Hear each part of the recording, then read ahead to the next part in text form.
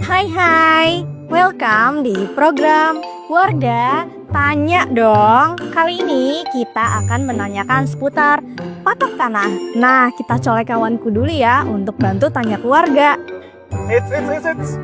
Oke kawan, siap laksanakan. Oke, selamat pagi Bu. Dengan Ibu siapa nih? Saya Ibu Wati. Oke, Bu Wati mau nanya nih Bu. Kalau menurut Ibu patok tanah itu penting gak sih Bu? Oh, penting banget karena itu untuk mengetahui batas kita ya, di mana patok-patok itu misal sebelah utara di mana, selatan, barat, timur gitu. Itu penting. Oke, halo Mas, selamat pagi. Dengan Mas siapa nih? Dengan Mas Ribat. Oke, Mas Ribat mau nanya nih Mas. Kalau misalnya Mas punya tanah, siapa sih Mas yang berkewajiban dalam menjaga patok tanah? Ya tentu saja pihak yang berwenang terhadap hal itu pemerintah. Tapi saya tidak tahu spesifiknya di bagian apa ya Mas.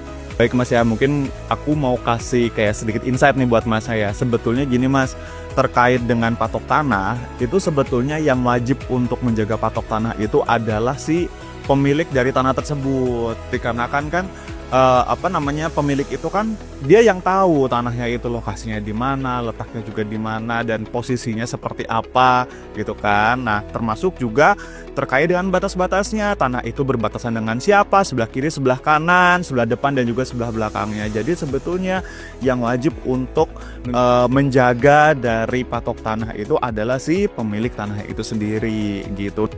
Menurut Masnya, kalau sudah ada patok tanahnya ini, perlu nggak sih Mas disertifikatkan, atau hanya patok tanah saja itu sudah cukup? Oh ya, tentu saja kalau menurut saya perlu disertifikatkan karena agar menjadi sesuatu yang resmi gitu. Kalau dipatok saja mungkin bisa menjadi sengketa. Halo Pak, selamat pagi. Dan Bapak siapa Pak? Ivan. Oke Pak Ivan, Pak izin ya Pak ya, kita mau nanya-nanya nih. Kan tanah ini udah dipatok. Nah, menurut Bapak patok itu apakah sudah cukup sebagai bukti kepemilikan atau harus disertifikatkan Pak?